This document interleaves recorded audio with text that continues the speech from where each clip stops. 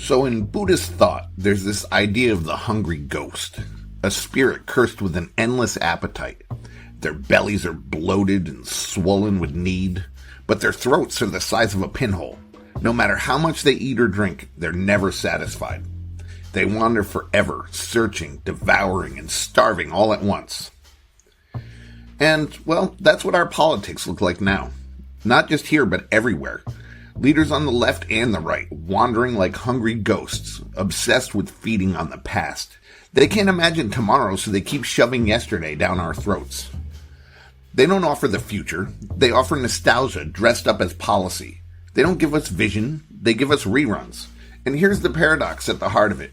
If the past was so perfect, why did we leave it behind? But before we get into it, please like, subscribe, and don't be a poser. So listen closely to the speeches. They all sound the same. One side chants about tradition, family values, and bringing back the dignity of work.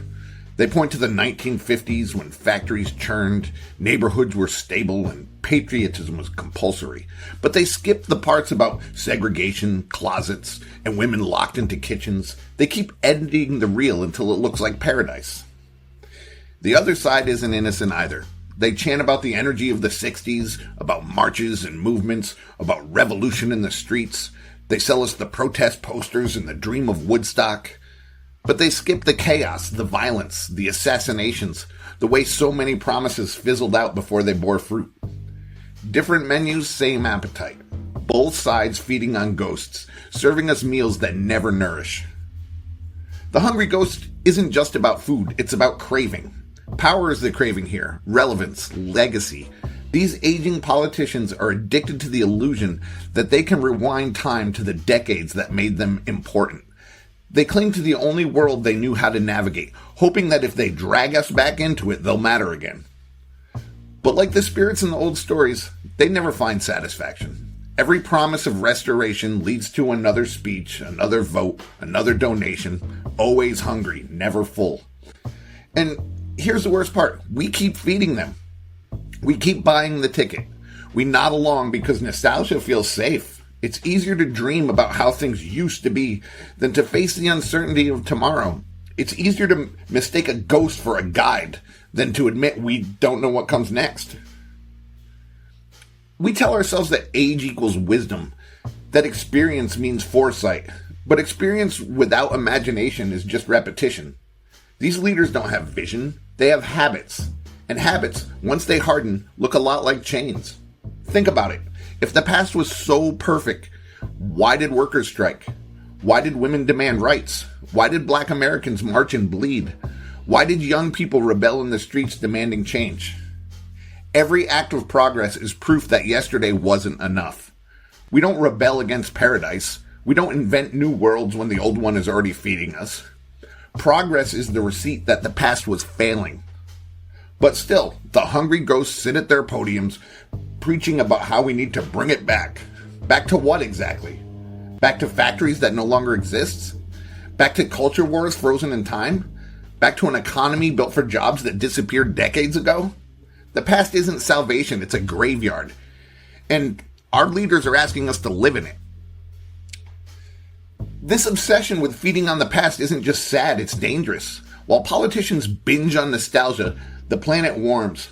While they rehash Cold War talking points, artificial intelligence reshapes labor, art, and warfare. While they squabble over 20th century culture wars, housing collapses, inequality deepens, and debt crushes the entire generations. Hungry ghosts never stop to ask what's burning outside their banquet hall. They're too busy stuffing themselves with memories. And let's be clear, the left and the right are haunted together. It's tempting to think this is just one party's disease, but watch closely and you'll see it's bipartisan. One side sells you an AI version of a Norman Rockwell painting. The other side sells you an AI version of a protest poster. Both are airbrushed. Both are incomplete. Both are bait. The right worships order. The left worships rebellion. But neither is actually confronting the chaos of right now. Both are haunted. Both are hungry. And we're stuck between them, sitting at a table where every dish is spoiled. Here's the truth. The future isn't waiting for permission from Washington or London or Brussels. It's being coded in basements, shouted through bullhorns, whispered in labs. It's messy, terrifying, untested, but it's happening. The future doesn't need curators of nostalgia.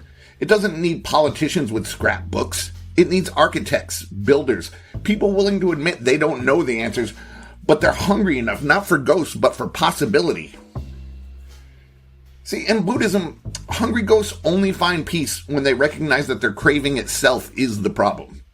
Maybe our politics need the same awakening. Maybe the only way forward is to admit that the past can't feed us anymore. Until then, we'll keep living in this haunted banquet hall, mistaking hunger for leadership, mistaking ghosts for vision. The past already had its shot.